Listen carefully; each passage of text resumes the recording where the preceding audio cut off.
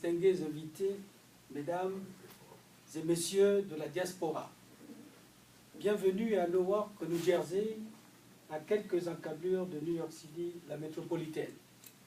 Avant d'entamer le rituel de l'anniversaire proprement dit, permettez, je vous prie, que je vous dise un mot sur la démocratie bric-broc dictée par les canaux d'Ali Bongo et sa casque politique, le PDG. En effet, après avoir échoué lamentablement au présidentiel d'août 2016, la bêtise humaine a atteint son paroxysme au Gabon, où le successeur illégal et illégitime d'Omar Bongo Ondimba a ordonné la Cour constitutionnelle de destituer l'Assemblée nationale. Donc, les dépositaires du mandat du peuple sont réduits désormais en simples médiocres ouvriers d'Ali Bongo et ses pilleurs. Puis, sans négociation aucune avec l'ensemble du peuple de l'opposition, le PDG a décidé de décapiter la tête du mouvement pour le changement républicain en recrutant sans sourciller 3 leaders de partis politiques en échange de petits salaires des ministres des tropiques. La formule, nous la connaissons depuis Bongo, premier, on affame les opposants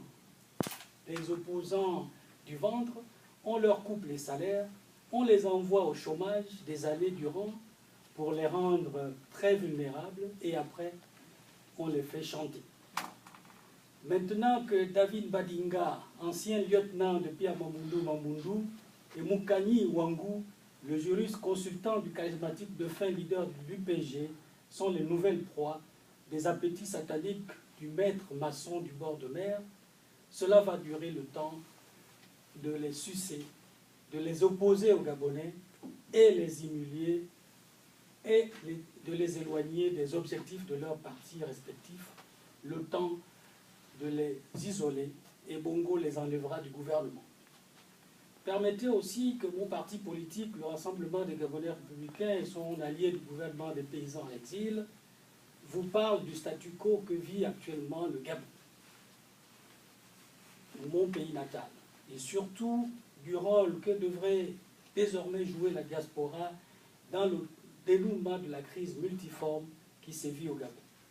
De l'avis des observateurs et notamment des conversations que nous avons avec nos familles restées au pays, le Gabon connaîtra difficilement le lendemain souriant tant que les matières premières demeureront une propriété des multinationales françaises appuyées par une seule famille, les Bongo, et une casque politique du PDG au pouvoir depuis bientôt 51 ans. Distingués invités et amis du Gabon, nous avons connu, il y a près de 2 ans, une fenêtre d'espoir à la faveur d'un scrutin présidentiel qui, pour la première fois depuis 1967, ne présentait aucun doute sur la chute totale du régime régnant de Bongo. Le décor était planté, les grandes figures du système avaient déjà quitté le navire PDG. Ali Bongo, le fils adoptif, grand survivant du naufrage, était aux abois. Sa cour n'était peuplée que des gens en âme et d'une poignée d'apatrides nostalgiques du maintien des acquis, sans oublier des inconnus à la nationalité douteuse venus piller les ressources du Gabon. Même la constitution héritée d'Albert Bernard Bongo disqualifiait l'intrus, protégé de la France en perte de crédibilité en Afrique. Bref, nul n'ignore la cuisante défaite d'Ali Bongo à la présidentielle d'août 2016. Personne n'a oublié que ces mercenaires rwandais et autres qui ont assassiné des centaines de Gabonaises et Gabonais qui célébraient la victoire de Jean-Pierre. Personne n'a oublié que les corps des victimes avaient été emportés par les mercenaires. Personne n'oublie que le régime d'Ali Bongo compte plus de 2000 prisonniers politiques pour une population de moins d'1,5 million d'âmes.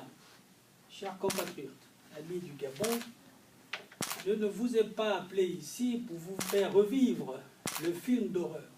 Vous êtes ici pour écouter l'appel de nos formations politiques qui vous invite à préparer sans tarder le premier sommet de la diaspora gabonaise. J'ouvre une parenthèse en disant que la rumeur de la tenue à Paris d'un conclave de la diaspora gabonaise se confirmait. Nous envisageons de nous rapprocher de nos frères et sœurs de France pour voir dans quelle mesure nous devrions organiser un seul sommet de toutes les filles et tous les fils du Gabon, Nous rejetons toute idée de division. Pour le RGR, le gouvernement des paysans en exil, la diaspora doit se redéfinir comme force politique alternative pour la prise de pouvoir par tous les moyens au Gabon.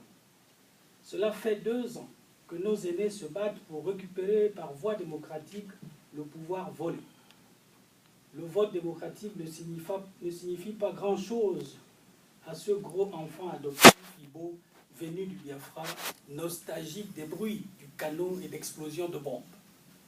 Certains témoins chuchotent qu'Ali Bongo serait l'un des fils du défunt leader sécessionniste du Nigeria, le fameux colonel Ojukwu.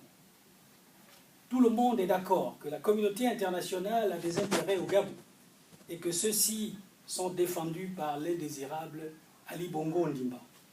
Nous savons que Jean Ping aura des difficultés à prendre le pouvoir car la France n'est pas prête à lâcher Ali Bongo. Nous savons qu'il n'y a rien à attendre de la classe politique traditionnelle. Mais que faisons-nous? En Amérique du Nord, au Canada, nous avons une petite idée, mais pas de réponse. Voilà pourquoi nous ouvrons le projet de conclave politique de la diaspora engagée et surtout déterminée à prendre le pouvoir au Gabon.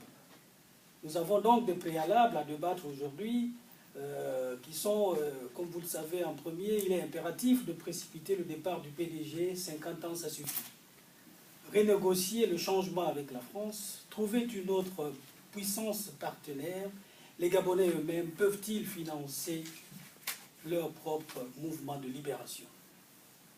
Parmi ces thématiques, il y a aussi la sortie des Gabonais des médias sociaux pour les convier à des actions plus efficaces contre Ali Bongo et ses copieurs. Le premier sommet de la diaspora sera le sommet de tous ceux qui pensent que le monde change et que le Gabon ne peut être l'exception. Chers compatriotes, distingués invités, mesdames et messieurs de la diaspora, voici le message qui était le mien à l'occasion donc de le bon anniversaire. Le moment est venu de couper avec moi le gâteau d'anniversaire qui marque aussi la détermination du RGR et du gouvernement de paysans en exil de mettre fin au régime des Bongo et leur parti unique, le PDG. Que Tat Nzambe, le créateur de notre terre sainte, bénisse toutes et tous ceux qui suivent le mouvement de la restauration de la dignité du peuple gabonais. Vive la lutte pour la libération, pour que vive la diaspora gabonaise. Je vous remercie.